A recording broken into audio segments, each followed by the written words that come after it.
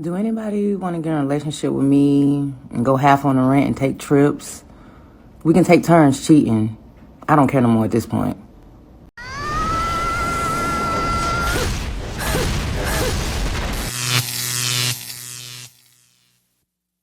The dumbest thing a man can do is date a single mom, and I'm saying this as a single mom myself.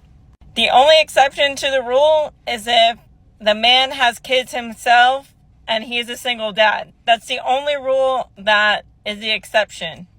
And I say this because, one, it's fucking stupid as a man to take on somebody else's kids when you don't have kids of your own. Now, do I think it makes women less valuable? No, I think that's a stupid rhetoric. But the idea that you're going to get emotionally attached to someone else's kids, and then if you break up, never fucking see them again, y'all are stupid. But not only that, it's like, as a single mom, I don't want to date somebody that doesn't have kids because he's not going to be in tune to automatically or naturally or organically be the dad.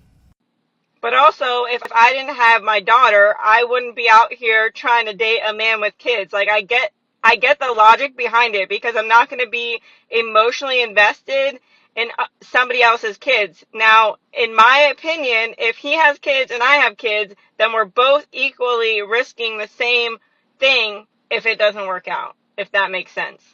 Like, me as a single mom, I would never date someone with no kids. Like, so I don't know why women get so offended when men are like, oh, I don't date single moms. Like, I totally get it as a single mom myself. There's too much risk and not enough reward. Okay, bye. Welcome to the wall, brothers. This woman has her feet firmly on the ground. Dating single mothers is a bad deal. You have a lot to lose and few rewards to gain, and she knows it. Some single mothers might take offense to this, but not every man is willing to raise someone else's children. Single mothers should seek out single fathers, but many don't want to deal with the man's children. However, the reality is that most single fathers never have their child living with them. The single mother always comes with the baggage of the chad's sin, and as a man, you must please the chad's child no matter what to access this mother. I know many men, usually the beta providers, see single mothers as women who look good and want to spend a night or two with them. After seeking just a night of passion, they get caught up in the situation and end up staying with them. That's how most have fallen. There are also simps who can't find a woman and deceive these women in the hopes of having another child with them, even if they have to support the chad's child in the process. Let's not deceive ourselves. If it weren't for the chance to have a child, they wouldn't get involved with these women because not every man has love for someone else's children.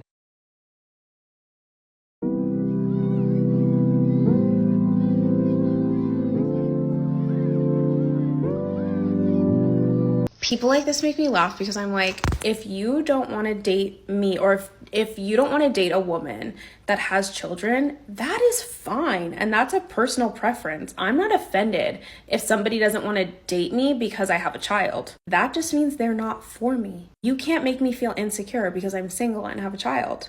And my hashtags are dating as a single mother. So if a man misses that, or misses my daughter plastered all over my page, he's not even smart enough to get a date with me. So I guess everyone's okay in this situation, except you. Brothers, if dating is tough for women without children, it's even worse for single mothers. This has been a trend in recent years. The divorce rate initiated by women is at 80%, especially among professionals. Most women coming out of a divorce have a child. In other cases, many women go on adventures with Chad, a man who brings nothing to the table but his seed. Like any Chad, he leaves her with his seed. They want this man's genes. They want to keep him. However, like any Chad, he moves on to the next victim because, as we know, Chad never stops working. Now the woman has to find someone to raise and protect this child, teach them values. Who better to do the job than the white knight, the beta provider? The man she would reject when she didn't have children, but now desires for his resources. It's funny because I've seen men get involved with women who rejected them in their prime to chase after Chad. When they become single mothers, they give the simps a chance. You see them caring for this child as if it were their own, just to qualify with the mother, hoping to have a child together eventually. The funny thing about all this is that many mothers leave Chad or the real father before the child is 5 years old, get involved with simps, then the father comes back, wanting to regain his family. You know what happens, brothers? They leave the simp to go back to Chad because the child needs to grow up with their real father.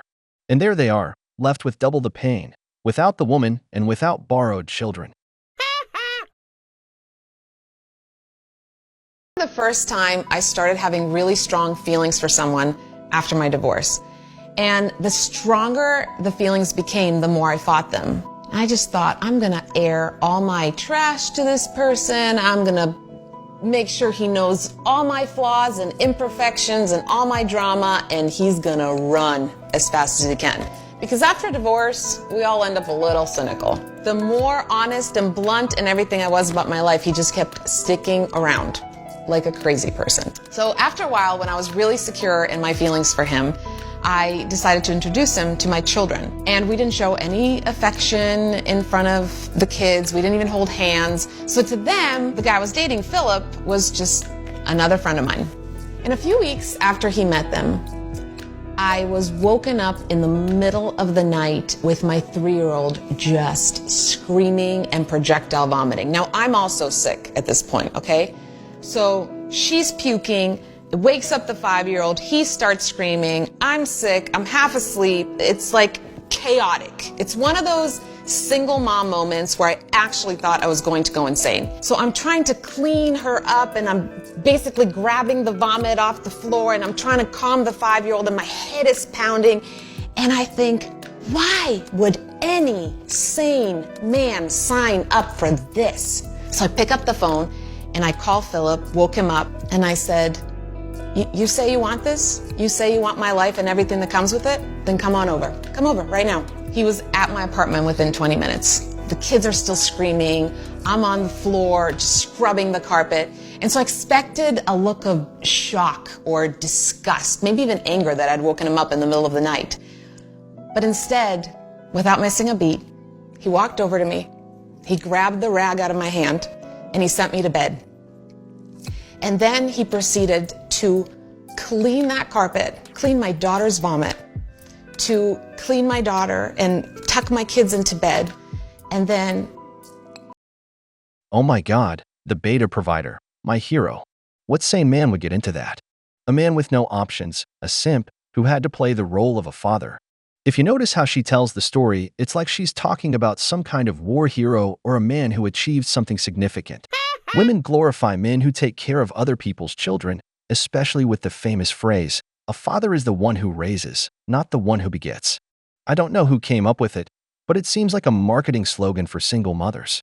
A father is the one who begets. No matter how much you raise someone else's child, they never reach the level of a real father. We see this especially at weddings or celebrations, where the father's seat is almost always occupied by the real father. Many simp men get into this to have another child. Let's see how the story of Mr. Simp, the hero, unfolds. But before we continue, brothers, we want you to support us in our goal for the next few months to reach 50,000 subscribers. We want our family to keep growing. So please help us by subscribing and liking the video since this helps YouTube recommend our content more. Don't forget to leave your comments. So please stay tuned because this is where the video gets exciting. He tucked me into bed, and I'll never forget, he kissed me on the forehead and he said, yes, I want this. All of it. All 3 of you. And years later now, Philip and I are married, 1 more kid added, and he is still so quick to clean up the vomit, to deal with the chaos, and loves my older 2 children as if they were his own. Here's why I wanted to share that with you.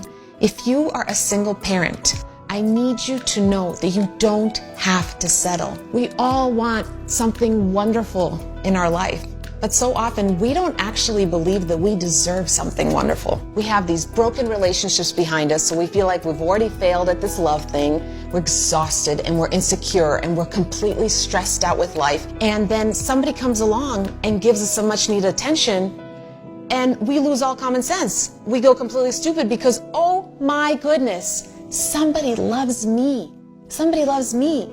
Even though I'm divorced, they love me. Even though I have financial struggles, even though I have stretch marks and cellulite and chin hairs, even though I have children, as if our children are some kind of baggage that somebody has to put up with, even though Now, if you're using even though multiple times to try to justify why you're dating someone, then you're probably letting your insecurities call the shots. And your insecurities are not qualified for that job. They should never be calling the shots. See, we get so smitten by the fact that someone would love this piece of crap that we think we are, that we completely ignore any red flags. So listen, if you're a single parent, I know how hard that can be. I know how lonely that can be.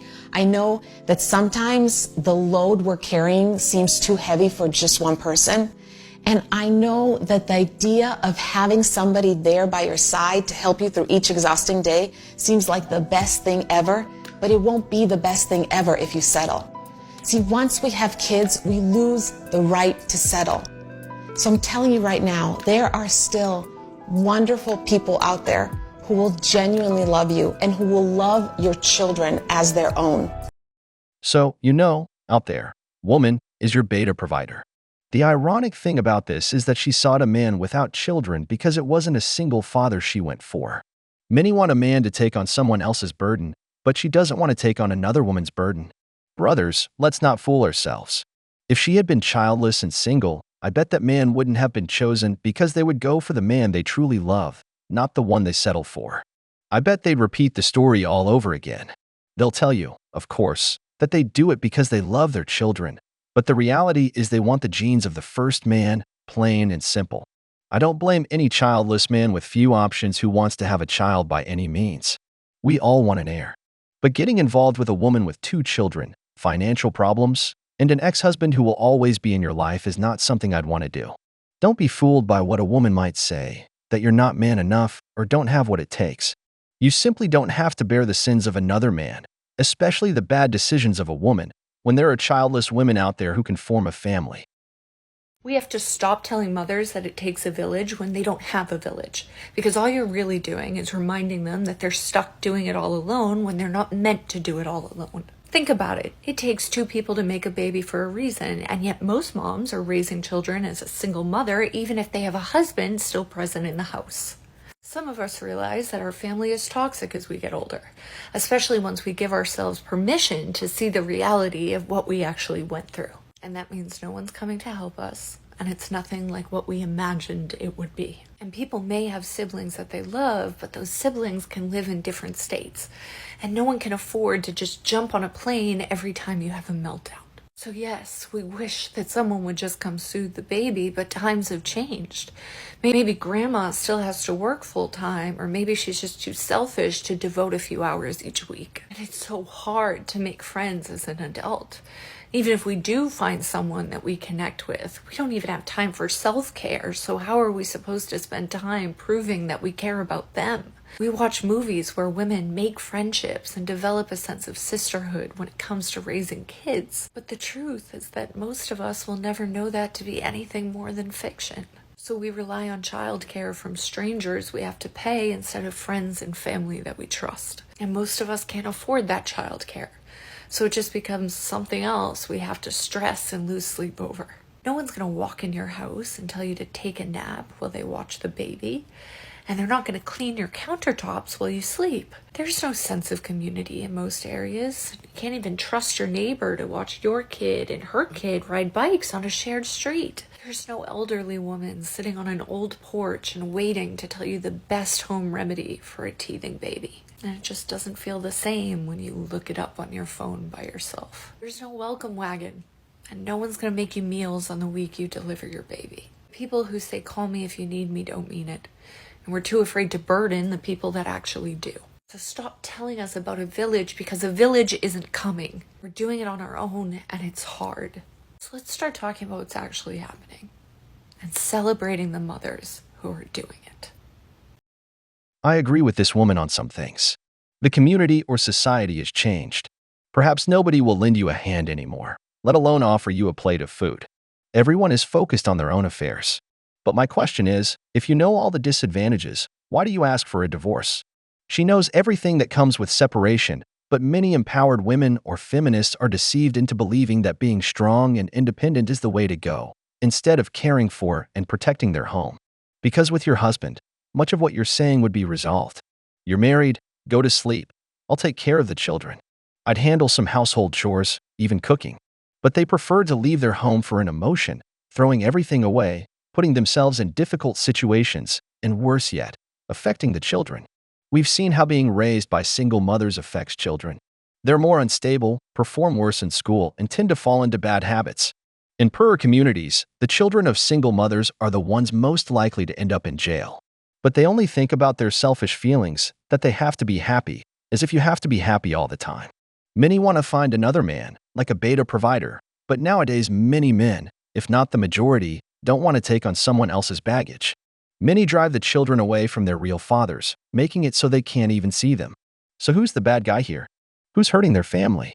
Brothers, taking responsibility is kryptonite for women. So don't come to me blaming others for your bad decisions. Remember, you could have stayed married instead of seeking celebration for being a single mother.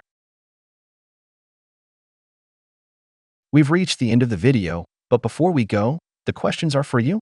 Would you date a single mother? Do you know anyone who has had a bad experience with a single mother? If you enjoyed the video, make sure to give it a thumbs up, subscribe to the channel, and hit the notification bell. Your support means the world to us and motivates us to create more content. Stay tuned for the next exciting video from The Wall.